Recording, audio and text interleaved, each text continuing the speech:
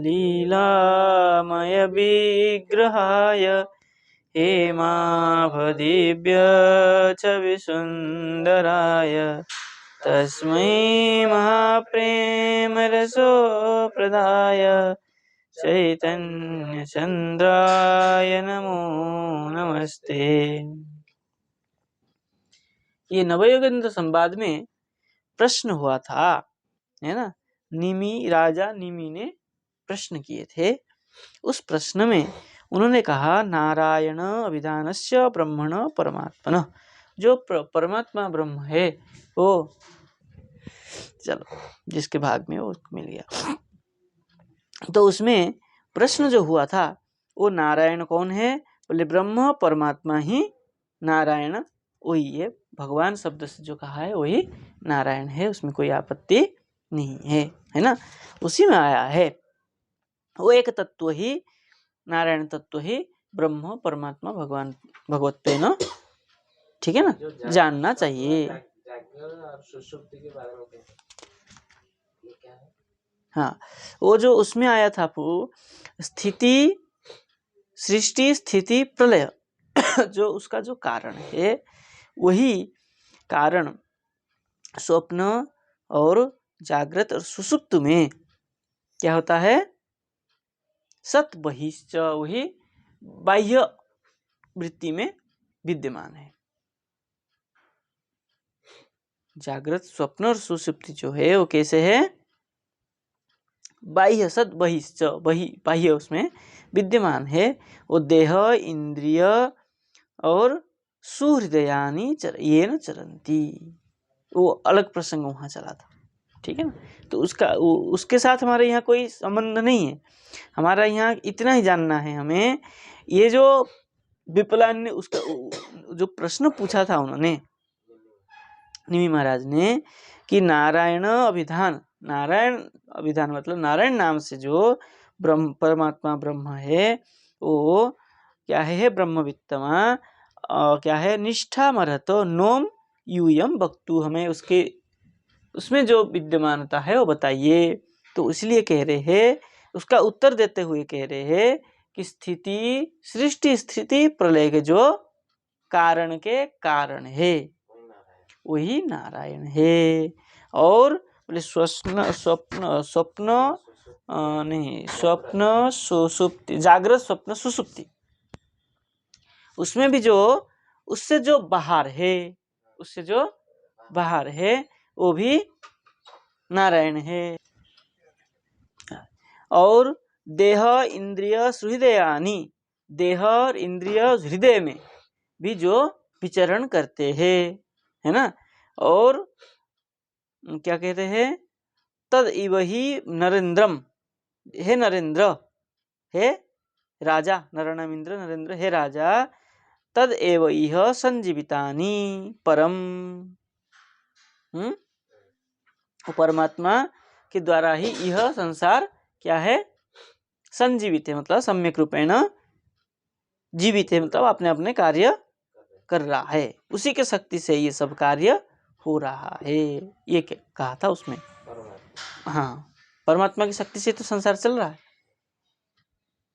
शक्ति संचार तो वहीं से हो रहा है। जितना भी जगत, जीव जब निष्क्रिय हो गया था तब वो परमात्मा के रूप में अंदर बैठ के सब कार्य कर रहे। संसार में भी जितना बाहर भी जितना कार्य हो रहा है परमात्मा शक्ति से ही हो रहा है। परमात्मा के बिना पत्ता भी नहीं हिल सकता है, कहते हैं ना, सामान्य लोग भी कहते हैं भगवान के बिना पत्ता भी नहीं हिल सकता है। तो परमात्मा के द्वारा जीव जगत परमात्मा के शक्ति के संचालन से ही ये संसार क्रियाशील है ना। उसी बात को यहाँ स्पष्ट करते हुए कहते हैं, उसी तत्व को ही कह रहे हैं, ठीक है ना।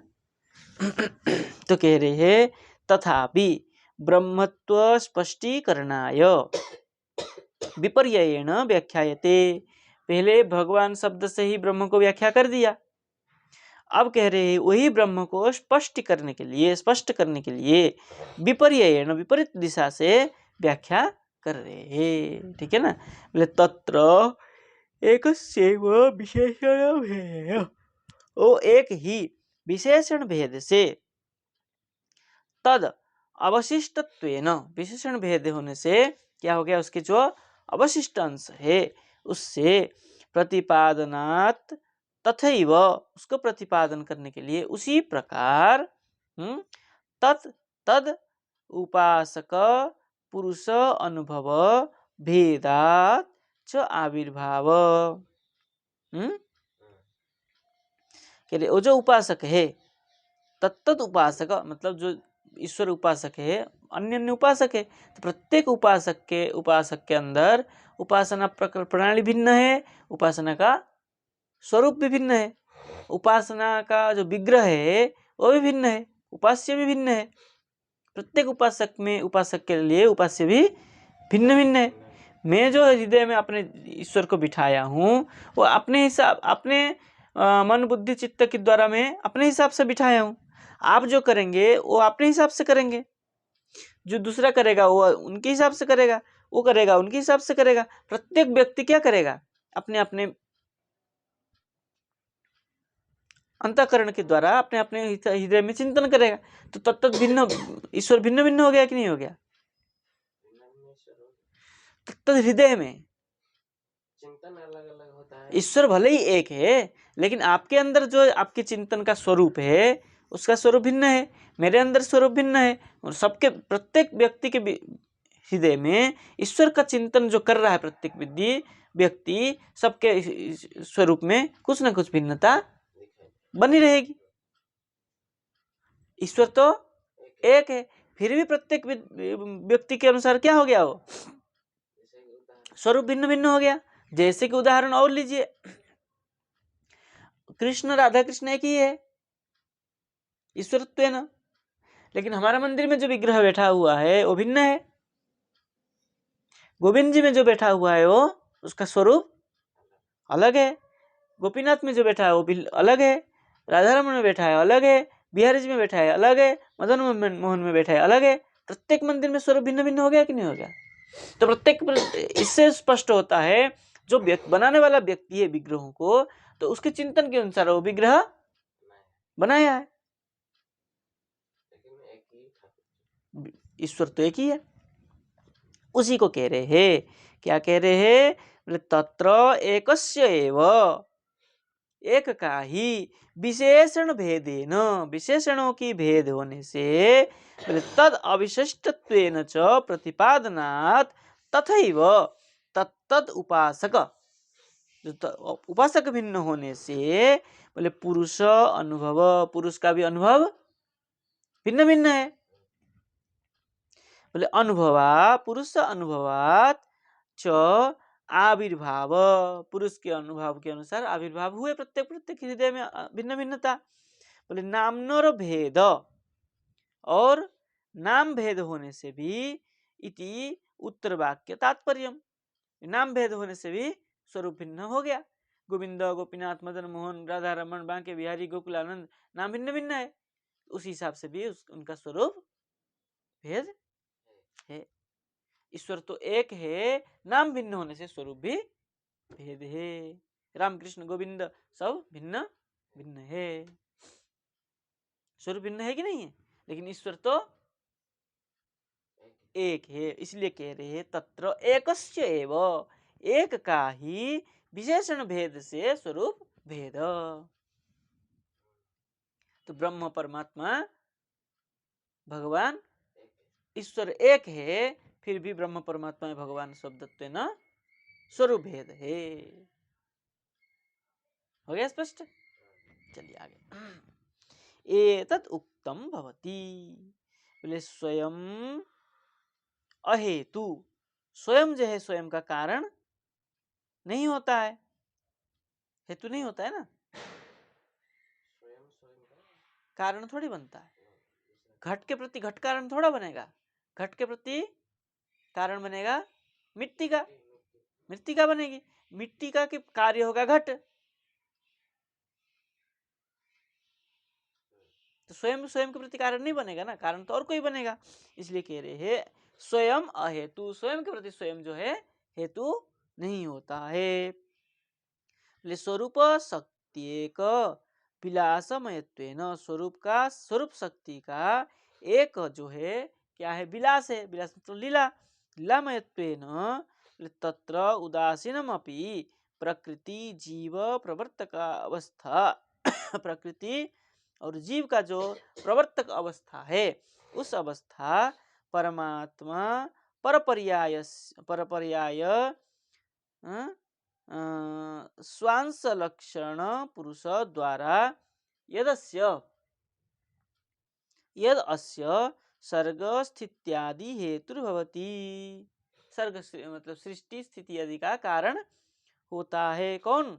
परमात्मा परपर्याय, परमात्मा अपरपर्याय स्वांश लक्षण पुरुष द्वारा, है ना।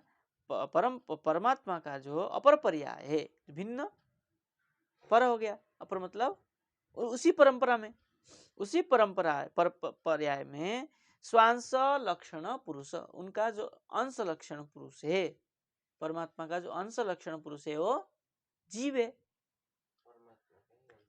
परमात्मा का अंश है ना जीव, जो उसका उसके द्वारा यद अस्य जगत सृष्टि स्थिति का हेतुर भवति, सृष्टि स्थिति का कारण होते हैं। बोले तद भगवत रूपम विद्धि, उसी को जो सृष्टि स्थिति के जो कारण है वो कौन है? भगवत स्वरूपम विद्धि, जाने वही भगवान के स्वरूप है ऐसा जानो। जगत के प्रति जो कारण है वो भगवान है। जगत के प्रति कारण तो ईश्वर ही है। जीव तो कभी हो ही नहीं सकता है, जीव जगत को बना ही नहीं सकता है। तो जगत के प्रति कारण कौन है? ईश्वर है, भगवान है। इसलिए ऐसा जानो। बोले अनेन अस्य पूर्ण स्वरूप शक्तित्वेन भगवत्ता एव उपस्थिति उपस्थापिता। ठीक है ना। अनेन इसके द्वारा अस्य जगत पूर्ण स्वरूप शक्तित्वेन, अस्य जगत पूर्ण स्वरूप, ईश्वर के पूर्ण स्वरूप शक्तित्वेन, शक्ति के द्वारा ही क्या है? भगवत्ता एवं उपस्थिति, उससे क्या हो गया? भगवान के भगवत्ता में की उपस्थिति होने से इस जगत की उपस्थिति है।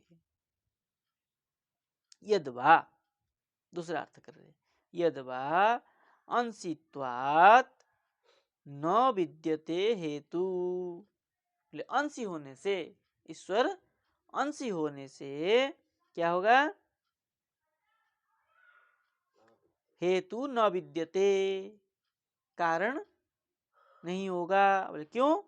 बोले अवतारस्य पुरुष, पुरुष आद्य अवतारस्य, पुरुष का जो आदि अवतार है, बोले स्वयं इव आश्रयांतरम, पुरुष का जो आदि अवतार है वो क्या है? भगवान है। आदि अवतार जो भगवान है, बोले स्वयं ही आश्रयांतर, स्वयं ही उसका आश्रयांतर है। यस्य स इत्यपि अंतरम, यस्य स स्वयं आश्रयांतर जो है वही कौन है?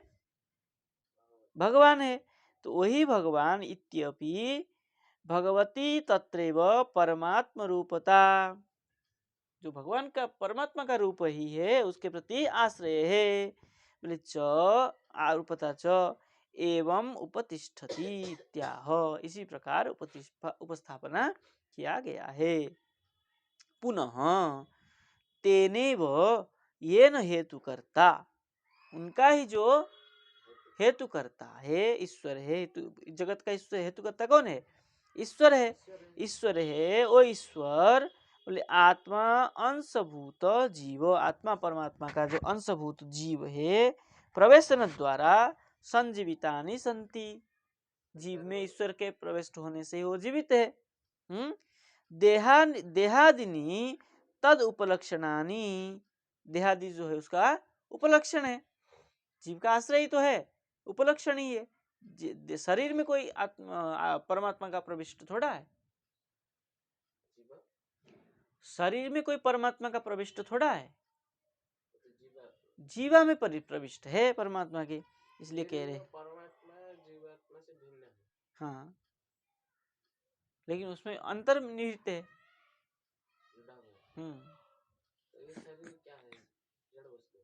शरीर तो जड़ ही है। उसको जैसे चलाएंगे वैसे चलाता कौन है? परमात्मा चलाता है ना जीव चलाता है?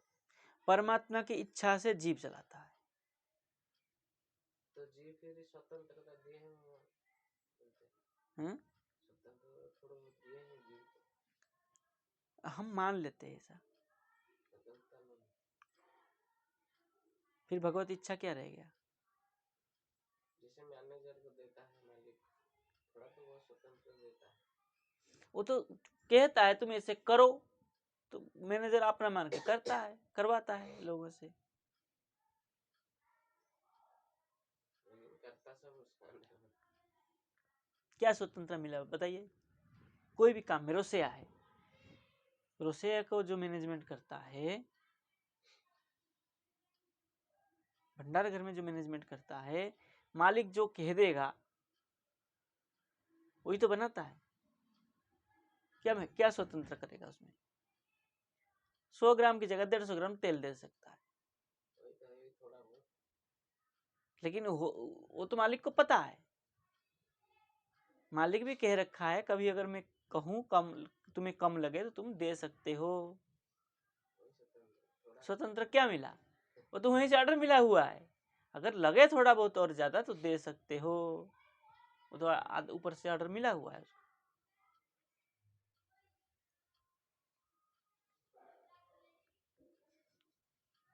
तो कोई स्वतंत्र नहीं है, फिर भी जीव को थोड़ा बड़ा मान के बैठता है।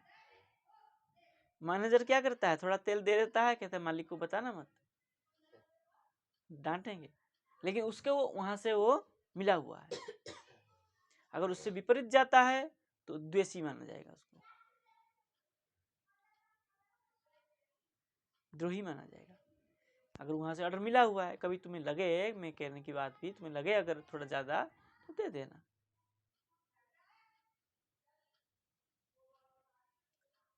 अगर उससे विपरीत करता है तो द्रोही है। ऐसे ही जीव अगर कोई ईश्वर की इच्छा विरुद्ध करता है तो जीव द्रोही बनता है, वो पाप की भागी बनता है।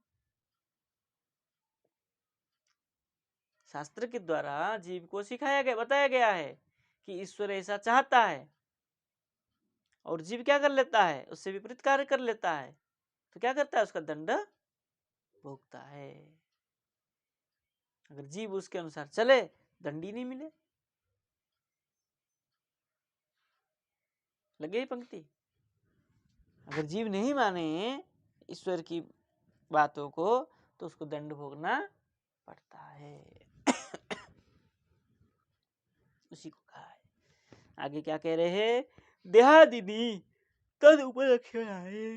देहादि कैसे है? वो उसको उपलक्षण करके रहता है। बोले प्रधानादि सर्वाणि एव, प्रधान प्रकृति आदि सबको तत्वानि येनैव प्रेरिततया चरन्ति, तत्वों को जो प्रेरित करके चलता है। स्व स्व कार्य प्रवर्तनते, और स्व स्व कार्य में प्रवर्तित कराता है।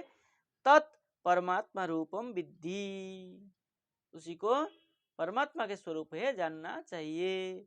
जीव को जिस प्रकार वो क्या किया है? प्रेरित कर दिया है, वही लिख दिया ना। ये नहीं वो प्रेरिततया चरंती, जो प्रेरित करते हुए चलाता है, चरगतौ है ना, चलाता है। स्व स्व कार्य प्रवर्तनते, और स्व स्व कार्य में प्रवर्तित करवाता है चला करके। जो चलाता है तत् परमात्मा स्वरूपम विद्धि, उसी को परमात्मा का स्वरूप जाने। तथा च नमस्तुभ्यं भगवते ब्रह्मणे परमात्मने इत्यत्र वरुणकृत कृष्ण स्तुतौ, वरुण जी के द्वारा किया हुआ कृष्ण स्तुति में कहा है नमस्तुभ्यं भगवते ब्रह्मणे परमात्मने, है ना। भगवान ब्रह्म परमात्मा को मैं नमस्कार करके, नमस्तुभ्यं मतलब करता हूँ। तो क्या हुआ? श्री कृष्ण ही ब्रह्म है, श्री कृष्ण ही भगवान है, श्री कृष्ण ही परमात्मा है, सिद्ध हो गया। तो एक ही भगवान ही त्रिधा रूपेण विद्यते।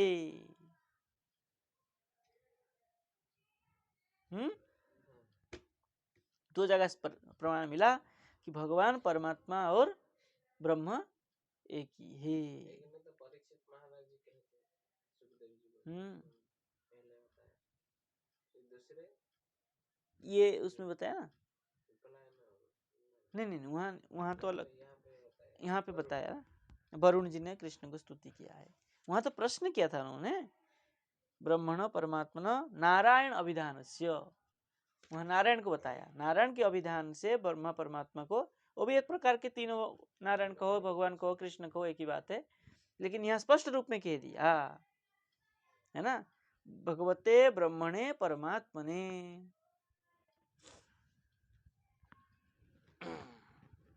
इसलिए टीका, उसकी टीका में लिख रहे हैं, बोले परमात्मने सर्वजीव नियंत्रे,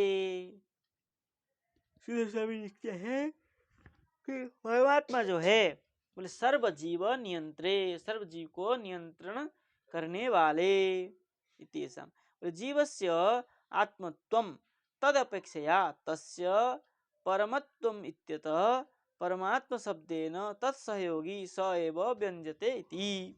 कह रहे जीवस्य, जीव को आत्मा शब्द से कहते हैं, तद अपेक्षया तस्य परमत्वम, उसका जो परमत्व श्रेष्ठत्व है जीव का, इत्यतः जीवों से जो श्रेष्ठ है, कौन है वो, परमात्मा शब्देन, जीव से श्रेष्ठ है वो परमात्मा है, ईश्वर है कि नहीं। हमारे यहाँ जो पंच प्रमेय है, ईश्वर, जीव, जगत और काल और कर्म, तो कर्म से श्रेष्ठ काल, काल से श्रेष्ठ प्रकृति, प्रकृति से श्रेष्ठ जीव, जीव से श्रेष्ठ ईश्वर,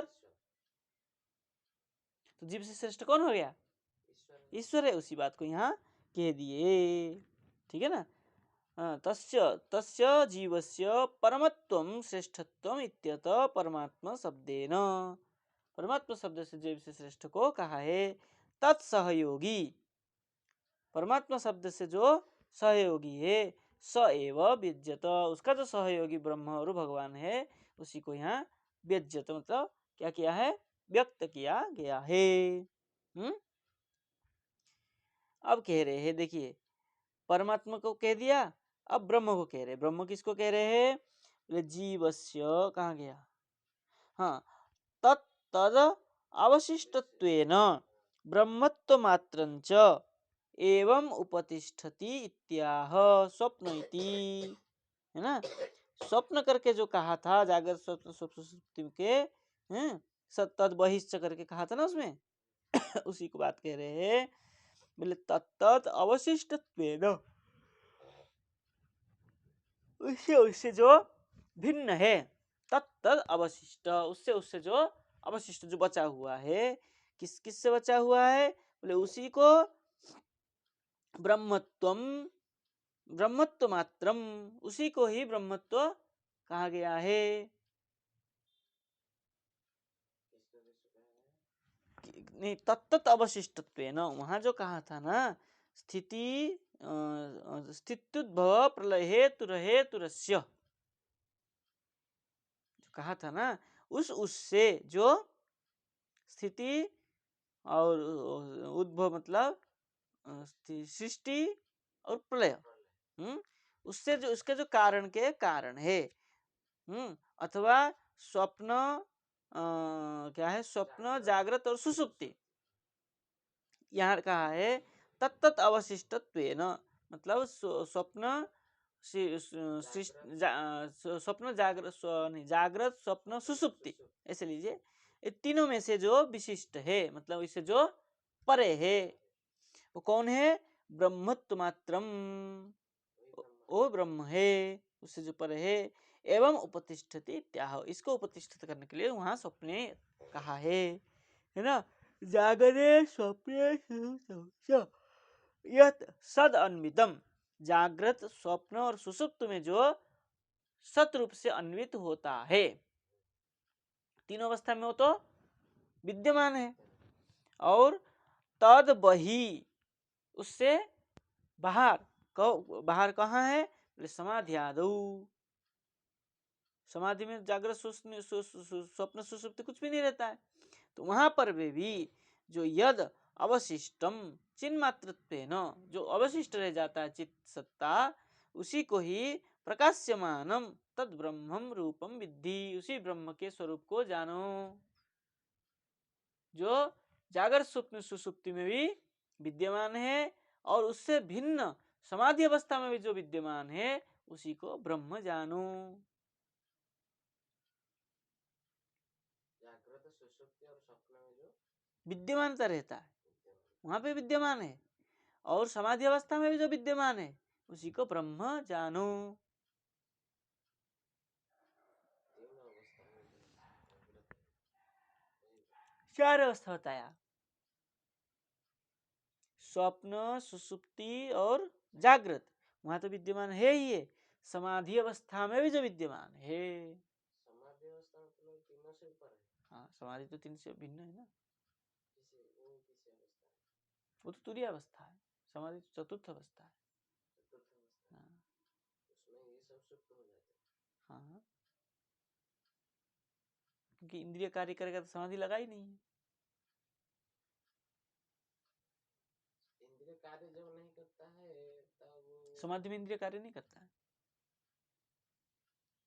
सुसुप्ति भी नहीं, नहीं, सुसुप्ति कैसे कह सकते समाधि अवस्था को? सुसुप्ति और सुसुप्ति अवस्था में चित्त काम नहीं करता है, समाधि अवस्था में चित्त काम कर रहा है, चित्त काम कर रहा है, बाकी इंद्रिय काम नहीं कर तो अलग अलग हो गया, ऐसे परे हो रहा। गया, अवस्था चतुर्थ अवस्था है। और उस अवस्था में ईश्वर की स्थिति है, जीव परमात्मा दोनों का स्थिति है। जीव चिंतन कर रहा है परमात्मा का, तो जीव की स्थिति है और परमात्मा की स्थिति है। वो जो ईश्वर है वो उस अवस्था में भी जो ईश्वर विद्यमान है उसको ब्रह्म कहे जानो। ठीक है, उसी को लिख रहे हैं, जागृत स्वप्न सुषुप्तम च गुणतो वृद्धि वृत्तयः तासां विलक्षणो जीव साक्षित्वेन विनिश्चितः।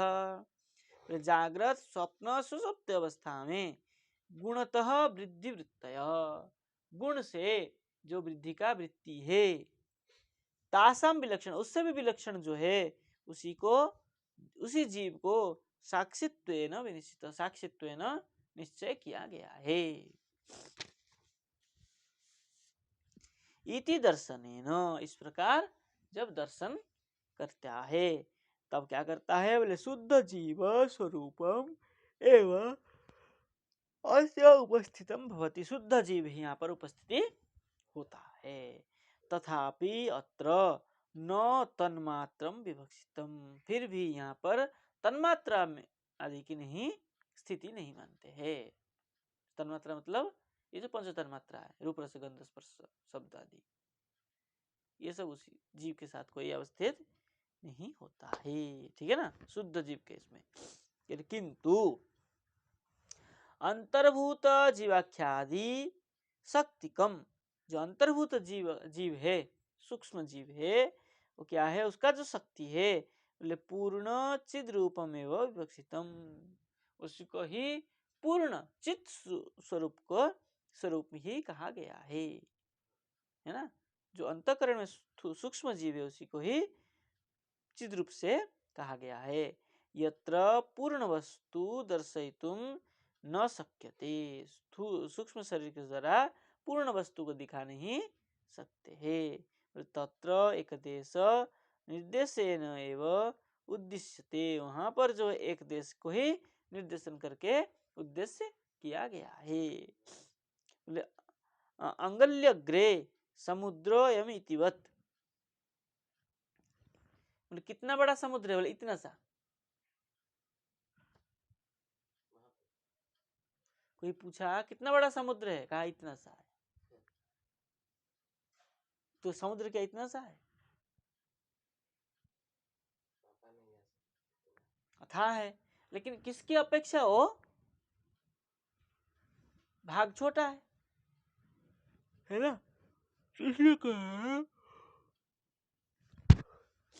बोले तत्र एक देश निर्देशन है, उसी का जो एक देश है ना, उसको अगर निर्देशित किया जाए तो कोई अगर कहेगा समुद्र इतना सा समुद्र है, अथवा इतना बड़ा समुद्र यूं कहते हैं।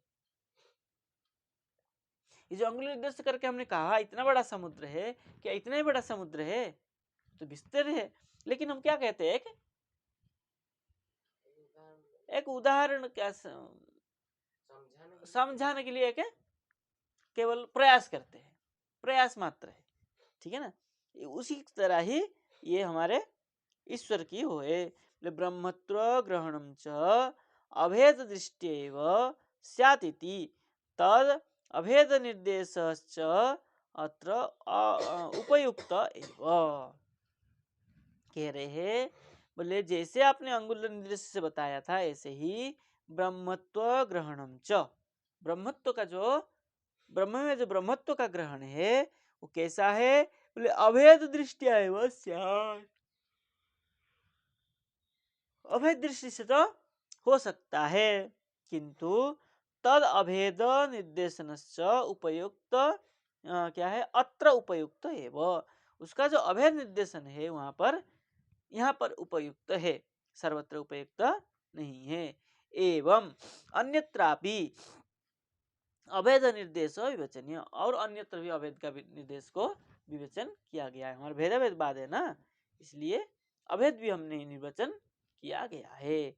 यदि भेद ज्ञापनीय तदा, यदि भेद क्या करते हैं तब स्वप्नादौ यद अन्वयेन स्थितम, स्वप्न आदि में जो अन्वय से स्थित है, स्वप्न अवस्था में जो रथ कुंडल आदि स्थित है, स्थितम यत् च तद बहि शुद्धायाम जीवाख्य शक्तौ तथा स्थितम।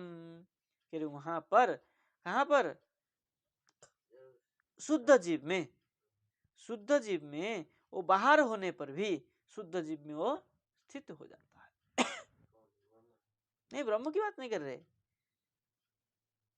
यदि आप भेद मानते हैं, ईश्वर और जीव का भेद मानते हैं, तब स्वप्नादो यद अन्वयन स्थितम, स्वप्न आदि में जिस प्रकार हम रथ कुंडल आदि का स्थित मानते हैं, स्थितम यद च तद बहि, उससे जो बाहर है, शुद्धायाम, उससे भिन्न जो शुद्ध जीव है, मतलब जागृत अवस्था में जीव है, उसमें जीवाख्य स्थितौ तथा स्थितम, जीवाख्य जो जीव नामक जो स्थिति है वो क्या होता है, वहां स्थित रहता है। जागृत अवस्था में जीव के स्थित रहता ही है ना। स्वप्न में भी रहता है, लेकिन वो अलग है, संपूर्ण स्थिति नहीं है, क्योंकि मन का काम होता है। इसलिए बोले चकारात तत्र परत्रापि व्यतिरेकेण स्थितम, वहां पर चकार से क्या है, व्यतिरेक से स्थित है। स्वयं अवशिष्टम इति व्याख्येयम, उसी को ही अवशिष्ट करके व्याख्या किया है। तदेवं यत् त्रिविधत्वेन आविर्भवति, उसी को ही तीन भाव से, तीन प्रकार से आविर्भाव किया गया है। तत्परमेव तत्वम अवेही, उसी को ही परम तत्व जानना चाहिए। क्या है परम तत्व? ब्रह्मेति भगवान, परमात्मेति भगवान शब्दतः यही परम तत्व है ना। त्रिविधत्वेन, वही तत्व ही त्रिविधत्वेन आविर्भवति, आविर्भाव होता है। तत्परमेव तत्व, उसी को परम तत्व कहा गया है। स्पष्ट है। आगे कह रहे हैं इदमेव त्रयम सिद्धि प्रसंग अपि आह, है ना। इसी को ही तीन प्रकार के प्रसंग से वहां कह रहे हैं। ये तीन प्रकार प्रसंग से क्या कह रहे हैं, हम इसको कल विचार करेंगे। ठीक है। हाँ, ब्रह्म और परमात्मा को थोड़ा सा बताया। ठीक है। जय जय श्री राधे।